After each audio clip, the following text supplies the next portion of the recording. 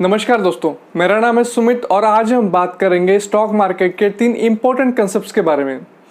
ये कंसेप्ट तो बहुत बेसिक है लेकिन बहुत कंफ्यूज करने वाले हैं नए इन्वेस्टर्स को। पहला आता है मार्केट वैल्यू, जिसे 95% इन्वेस्टर तो हमेशा ट्रैक करते रहते हैं, वो टीवी पे या फिर मनी कंट्रोल पे।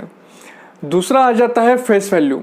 फेस वैल्यू वैसे देखा जाए तो बहुत इंपॉर्टेंट नहीं है, लेकिन डिविडेंड कैलकुलेट करने के लिए फेस वैल्यू यूज़ किया जाता है, क्योंकि जो डिविडेंड कैलकुलेट होता है वो फेस वैल्यू पे होता है। और तीसरा आता है बुक वैल्यू। वो बहुत ही इंपॉर्टेंट कंसेप्ट है स्टॉक को वैल्यू करने के लिए। तो इस वीडियो को आप आखिर तक देखिएगा ताकि आपके सारे के सारे कंसेप्ट क्लियर हो जाएंगे और आपका सारा कन्फ्यूजन दूर हो जाएगा। मार्केट वैल्यू मतलब शेयर प्राइस, जो कि आप हमेशा चेक करते रहते हैं मनी कंट्रोल पे या फिर टीवी पे। लेकिन शेयर प्राइस को लेके नए इन्वेस्टर के मन में बहुत बड़ा मिथ है। जैसे कि फॉर एग्जांपल 2 कंपनी है हमारे पास। कंपनी ए की शेयर प्राइस है 500 रुपये, वही कंपनी बी की जो शेयर प्राइस है वो 1000 रुपये है। अब नए इन्वेस्टर क्या सोचते हैं कि कंपनी ए की प्राइस कंपनी बी के प्राइस से कम है, इसलिए कंपनी ए की जो शेयर प्राइस है वो सस्ती होगी और कंपनी बी की शेयर प्राइस महंगी होंगी। लेकिन ये बिल्कुल भी गलत है। ये समझाने के लिए मैं आपको एक छोटा सा एग्जांपल देता हूँ, लेकिन उससे पहले हमें मार्केट कैपिटल का कंसेप्ट समझना बहुत ज़रूरी होता है। मार्केट कैपिटल मतलब उस बिजनेस की पूरी वैल्यू हो जाती है। अगर किसी को वो बिजनेस खरीदना है तो उसे मार्केट कैपिटल इतनी अमाउंट उसे देनी पड़ेगी, तभी वो बिजनेस खरीद सकते हैं। जैसे कि आप यहाँ पे देख सकते हैं कि एवेन्यू सुपरमार्ट की जो मार्केट कैपिटल है वो है 1,50,000 करोड़ रुपीस। इसका मतलब अगर एवेन्यू सुपरमार्ट यानी कि डीमार्ट को अगर आज बेचने जाएंगे तो 1,50,000 करोड़ रुपीस इसकी प्राइस होगी। लेकिन मार्केट कैपिटल निकालते कैसे हैं? इसके लिए एक बहुत ही बेसिक सा और सिंपल फॉर्मूला है। Share price multiply by number of outstanding shares. अब आउटस्टैंडिंग शेयर्स का मतलब क्या? जितने भी शेयर स्टॉक मार्केट में है उस कंपनी के, उसे हम लोग आउटस्टैंडिंग शेयर्स कहते हैं। अगर हम लोग मार्केट कैपिटल को मार्केट प्राइस से डिवाइड करेंगे तो आउटस्टैंडिंग शेयर्स आ जाता है। तो चलिए फिर हम लोग एग्जांपल देखते हैं। सपोज 2 कंपनी है, दोनों के दोनों कंपनी सेम बिजनेस में काम करती है, दोनों का रेवेन्यू भी सेम है, दोनों का प्रॉफिट भी सेम है और दोनों का जो मार्केट कैपिटल है वो भी 1 लाख रुपीज है। लेकिन कंपनी ए के इशूड शेयर्स 100 है और कंपनी बी के इशू शेयर्स 500 है। इस हिसाब से अगर हम लोग कैलकुलेट करते हैं तो कंपनी ए की शेयर प्राइस आ जाती है 1000 रुपये और वही कंपनी बी की शेयर प्राइस आती है 2000 रुपये। लेकिन इसका मतलब ये नहीं हो जाता है कि कंपनी ए कंपनी बी से सस्ती है। दोनों का वैल्यूएशन सेम है क्योंकि दोनों का मार्केट कैपिटल भी सेम है। अब हम लोग बात करेंगे फेस वैल्यू के बारे में। फेस वैल्यू वैसे देखा जाए तो ज़्यादा इंपॉर्टेंट नहीं है शेयर मार्केट में, लेकिन जब हम लोग डिविडेंड कैलकुलेट करते हैं तब वो फेस वैल्यू के ऊपर कैलकुलेट करते हैं, ना कि शेयर प्राइस के ऊपर। अगर फेस वैल्यू का कंसेप्ट हमें डिटेल में समझना है तो उससे पहले हमें प्रमोटर यानी ओनर का कंपनी से कैसे रिलेशन रहता है ये क्लियर होना ज़रूरी है। तो ओनर एक अलग एंटिटी हो जाती है और वो कंपनी खुद एक अलग एंटिटी हो जाती है। वो कंपनी को इनिशियल में सेटअप करने के लिए अगर 1 करोड़ रुपए की ज़रूरत है और वो 1 करोड़ रुपए अगर मैं कंपनी में डालने वाला हूँ तो मैं कंपनी को एक तरह से लोन दे रहा हूँ। लेकिन कंपनी उसके अगेंस्ट में मुझे क्या देगी? तो कंपनी मुझे शेयर्स इशू करती है। अब वो शेयर जो इशू होते हैं वो फेस वैल्यू के ऊपर इशू होते हैं। अगर मैं मेरी कंपनी का फेस वैल्यू 10 रुपये रखता हूँ और इनिशियल जो कैपिटल मैंने डाला है कंपनी में वो 1 करोड़ है, तो मुझे शेयर्स इशू होंगे 10 लाख। अब ये जो 1 करोड़ कैपिटल मैंने डाला हुआ है उसे हम लोग लीगल कैपिटल बोलते हैं और इस लीगल कैपिटल को हम लोग कम नहीं कर सकते हैं। तो अगर लीगल कैपिटल का अगर फॉर्मूला देखेंगे तो वो आ जाएगा face value multiply by number of outstanding shares. तो आपको ये चीज़ समझ में आ गई होंगी कि फेस वैल्यू क्या रहती है। फेस वैल्यू को हम लोग ओरिजिनल प्राइस ऑफ स्टॉक भी कह सकते हैं। लेकिन जब कंपनी का आईपीओ आता है उस टाइम अगर फेस वैल्यू 10 होगी, फिर भी ये ज़रूरी नहीं रहता है कि कंपनी का आईपीओ 10 से ही चालू होना चाहिए। कंपनी का जो भी वैल्यूएशन होगा उसके हिसाब से कंपनी अपने शेयर की प्राइस डिसाइड करती है। अब अगर मैं आपको एग्जांपल दूं कि किसी एक कंपनी की फेस वैल्यू 10 रुपये है और वो कंपनी आईपीओ अगर 100 रुपये पे लाना चाहती है मार्केट पे, तो जो 90 रुपये का डिफरेंस आता है उसे हम लोग शेयर प्रीमियम कहते हैं। अब जो आईपीओ की प्राइस रहती है वो कंपनी के वैल्यूएशन के ऊपर डिसाइड की जाती है। रिसेंटली आपने आयशर मोटर्स के बारे में न्यूज़ सुनी होगी कि आयशर मोटर अपना फेस वैल्यू स्प्लिट करने वाली है। अब फेस वैल्यू स्प्लिट करना मतलब क्या? अगर मैं आपको एक छोटा सा एग्जांपल दूं तो ऐसा समझिए कि मेरे पास 100 शेयर है किसी कंपनी के जिसका शेयर प्राइस 1000 रुपीज़ है, यानी कि टोटल अमाउंट हो गई मेरी 1000 multiply by 100 is equal to 1 lakh rupees. ठीक है, एक शेयर की प्राइस 1000 और नंबर ऑफ शेयर्स मेरे पास आज के डेट में है 100 और उस कंपनी की फेस वैल्यू है 10 रुपये। अगर कंपनी डिसाइड करती है कि उस फेस वैल्यू को वो 10 से 1 रुपये ला के रख देगी तो जो शेयर प्राइस है 1000 रुपये वो 100 रुपये हो जाएगी और जो मेरे नंबर ऑफ शेयर से 100 वो 1000 हो जाएंगे। यानी कि मेरा जो भी कैपिटल मैंने इन्वेस्ट किया 1 लाख रुपये वो 1 लाख ही रहेगा, सिर्फ नंबर ऑफ शेयर्स चेंज होते हैं। अगर मेरा कैपिटल में कुछ चेंजेस नहीं होंगे तो कंपनियां फिर फेस वैल्यू में चेंज क्यों करती है, ये भी एक सवाल आता है। उसका बेस्ट एग्जांपल है आयशर मोटर की शेयर प्राइस। आज के डेट में अगर आप देखते हैं तो आयशर मोटर की शेयर प्राइस 18 से 19 हज़ार के बीच में चल रही है। अब बहुत सारे ऐसे रिटेल इन्वेस्टर रहते हैं कि उनके पास इतना कैपिटल नहीं रहता है। कुछ लोगों के पास सिर्फ 5000 रुपये रहते हैं इन्वेस्ट करने के लिए, तो कुछ लोगों के पास 10,000 रुपये रहते हैं इन्वेस्ट करने के लिए। उस टाइम पे वो आयशर मोटर का एक भी शेयर्स ले नहीं सकते। अगर ज़्यादा रिटेल इन्वेस्टर्स आयशर मोटर में इन्वेस्ट नहीं करेंगे तो आयशर मोटर के शेयर प्राइस पे ज़्यादा मूवमेंट भी नहीं होगी। अगर आयशर मोटर का जो फेस वैल्यू 10 रुपये वो 1 रुपये कर देगी तो उनके शेयर प्राइस जो आज की डेट में 18,000 के आसपास चल रही है वो 1800 हो जाएगी और जिनके पास ऑलरेडी शेयर्स है वो बढ़ जाएंगे। अब जैसे मार्केट में अगर शेयर प्राइस 1800 हो जाएगी तो बहुत सारे ऐसे रिटेल इन्वेस्टर है जिन्हें रॉयल एनफील्ड यानी कि आयशर मोटर्स कंपनी पसंद आती है, वो उसमें इन्वेस्ट करेंगे। यानी कि मार्केट में अगर नंबर ऑफ शेयर्स की लिक्विडिटी बढ़ानी होती है उस टाइम फेस वैल्यू चेंज करते हैं।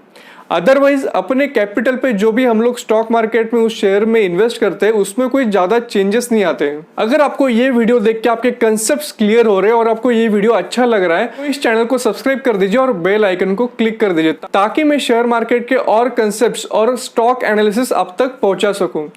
अगर आप चाहते हैं कि मैं अगला वीडियो किसी और टॉपिक पे बनाऊं तो आप कमेंट सेक्शन में मुझे बता सकते हैं।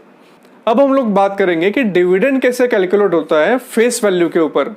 जब भी कंपनी डिविडेंड डिक्लेयर करती है तो वो शेयर प्राइस के ऊपर नहीं करती है, तो वो फेस वैल्यू के ऊपर डिविडेंड डिक्लेयर करती है। जैसे कि आप यहाँ पे देख पा रहे होंगे कि जमुना ऑटो का जो डिविडेंड है वो 40% बताया जा रहा है और जमुना ऑटो का जो फेस वैल्यू है वो 1 रुपीज़ है। अगर हमें डिविडेंड देखना है कि शेयर प्राइस के ऊपर कितना हुआ है तो उसका फॉर्मूला आएगा 40 divide by 100 multiply by face value यानी कि multiply by 1 is equal to 0.40 paisa. यानी कि जमुना ऑटो के एक शेयर के अगेंस्ट में 0.40 पैसे कंपनी डिविडेंड दे रही है। अगर आप जमुना ऑटो के बारे में डिटेल वीडियो देखना चाहते हैं तो मैंने ऑलरेडी एक वीडियो बनाया है जो आपको ऊपर लिंक पे आ जाएगा, आप उसको देख सकते हैं। तो आखिरी में हमारा आ जाता है बुक वैल्यू। बिल्कुल भी मिस मत करिएगा आप, क्योंकि ये बहुत ही इंपॉर्टेंट कंसेप्ट है स्टॉक को वैल्यू करने के लिए। तो हम बात करते हैं बुक वैल्यू के बारे में। अगर हम लोग बुक वैल्यू का फॉर्मूला देखते हैं तो वो आता है tangible assets minus intangible assets minus liability. कुछ समझ में नहीं आया ना, कोई बात नहीं, मैं आपको बिल्कुल आसान भाषा में समझाता हूँ। एक छोटा सा एग्जाम्पल देखें।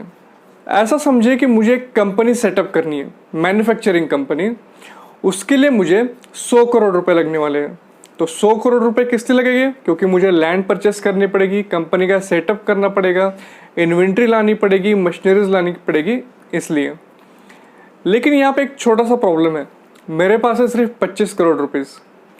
तो बाकी 75 करोड़ रुपीज़ मैं कहाँ से लाऊंगा? तो उसके लिए मैं बैंक से लोन लूँगा। तो फिर यहाँ पे 100 करोड़ रुपए मेरे पास आ गए, 25 करोड़ रुपए मेरे और 75 करोड़ रुपए बैंक से। तो बैंक ने कंपनी को लोन दिया है और मैंने 25 करोड़ भी कंपनी को लोन दिया है। ऐसे 100 करोड़ रुपए आ गए, उस 100 करोड़ से हमने फिर कंपनी सेटअप कर दी। अब बुक वैल्यू में एसेट एंड लायबिलिटी समझना भी बहुत ज़रूरी है। तो कंपनी को जो हमने पैसे दिए वो आ जाता है लायबिलिटी में और कंपनी ने उससे जो भी चीज़ें खरीदी है वो आती है एसेट साइड में। तो मैं आपको एक हाइपोथेटिकल सिचुएशन देता हूँ। अगर आज मैंने मेरे कंपनी को लिक्विडेट कर दिया मतलब क्या कि कंपनी के मैंने सारे एसेट बेच दिए, तो सारे एसेट बेचने के बाद मेरे पास आएंगे 100 करोड़ रुपए बैलेंस शीट के हिसाब से। ठीक है, यह हाइपोथेटिकल क्वेश्चन है, इसे आप एज इट इज़ मत लीजिए। तो मेरे पास आएंगे 100 करोड़ रुपए, उसमें से मैं 75 करोड़ जो बैंक का लोन है वो रिपे कर दूंगा। अब आ गया 25 करोड़। तो ये 25 करोड़ हो गई उस कंपनी की बुक वैल्यू। चलिए अब लोग फिर से फॉर्मूला की तरफ जाते हैं। फॉर्मूला ये था tangible assets minus intangible assets. अब एसेट्स तो हमें समझ में आ गया कि क्या है, लेकिन टेंजिबल और इनटेंजिबल क्या है।